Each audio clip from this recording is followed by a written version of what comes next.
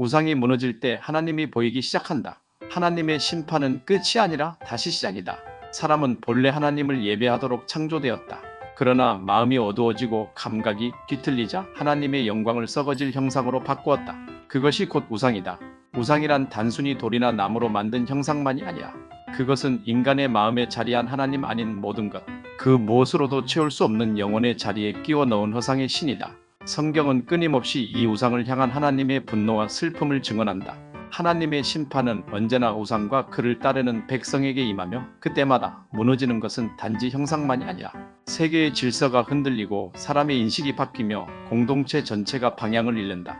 하나님의 첫 심판은 그 얼굴을 숨기심이다. 하나님이 자신의 얼굴을 돌리실 때 삶은 갑자기 허전해진다. 아무것도 변한 것 없는데 모든 것이 무너진다. 이는 그분이 임재를 거두셨기 때문이다. 생명의 근원이 사라졌을 때 사람은 고요히 무너진다. 말씀이 들리지 않고 기도가 허공을 치며 마음이 텅 빈 채 흔들린다. 다음은 창조 질서의 붕괴다. 땅이 탄식하고 하늘이 검어지며 인간 사이의 질서가 무너진다. 엘리야 시대처럼 비가 내리지 않고 애굽처럼 하늘이 어두워진다. 이것은 단지 자연현상이 아니야. 하나님이 창조하신 질서가 그분을 부정한 자들 앞에서 반응하는 몽골입니다. 우상이 하나님의 자리를 차지할 때 세상은 제정신을 잃는다. 더 두려운 것은 지도자들의 타락이다.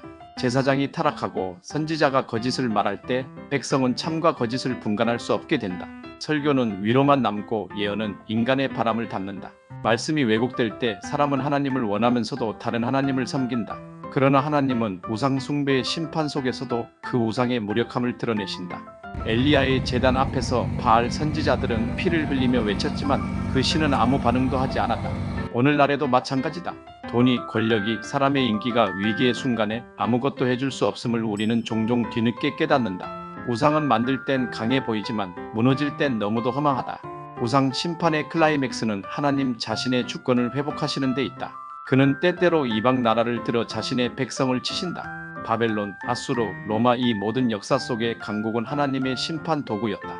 그러나 하나님은 그들을 사용하신 후 다시 그들 쫓아 심판하심으로 하나님의 영광과 통치를 온 세상에 드러내신다. 그리고 우리는 놀라운 사실 하나를 알게 된다. 하나님의 심판 속에는 회개의 길이 함께 열려 있다는 것이다. 하나님은 파괴만을 원하지 않으신다. 그는 눈물로 우리를 부르신다. 돌이키라. 내게로 오라. 내가 너희를 고치리라. 우상이 무너지는 자리에서 우리는 비로소 하나님을 향해 눈을 뜨게 된다. 마지막 날 바벨론은 완전히 무너진다.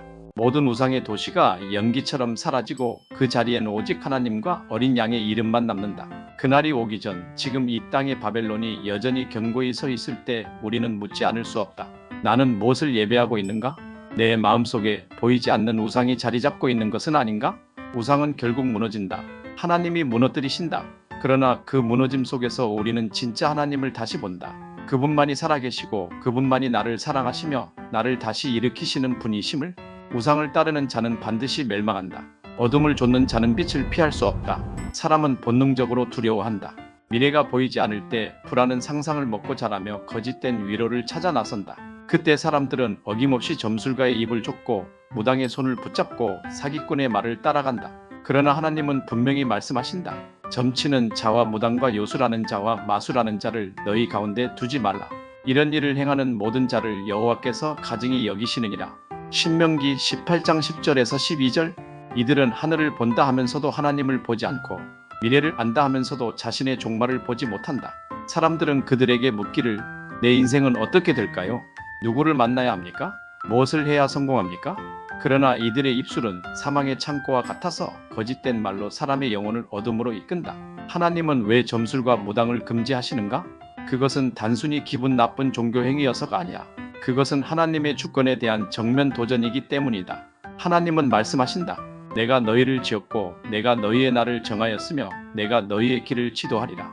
그러나 점술은 말한다. 하나님은 멀다. 내가 너를 도울 수 있다. 그 순간 창조주는 배척당하고 피조물은 스스로 신이 된다. 이것이 우상 숭배의 본질이며 그 끝은 언제나 같다. 멸망. 우상을 좇는 자에게 임하는 심판의 모습.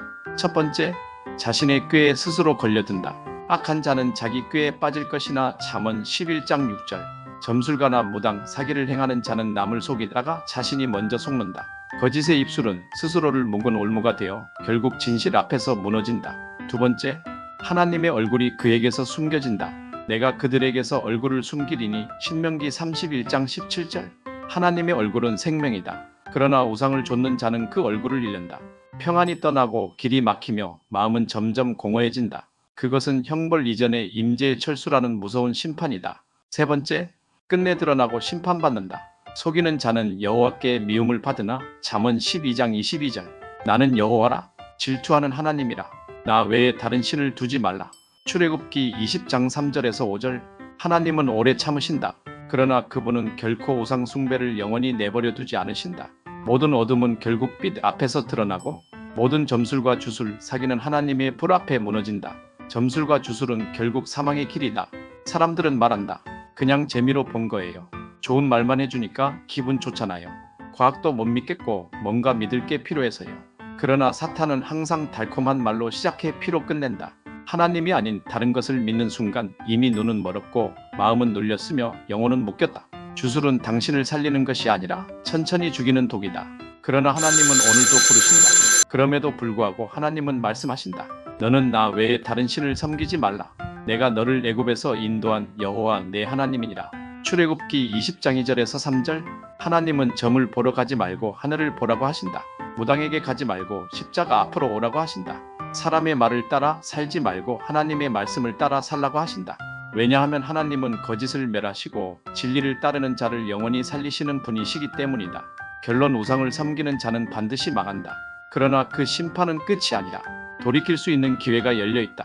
오늘 점집 앞에 서 있는 그 순간에도, 주술의 힘에 끌리고 있는 그 마음속에도 하나님은 불꽃 같은 눈으로 우리를 바라보시며 말씀하신다. 돌아오라. 내가 너를 고치리라. 내가 너를 용서하리라.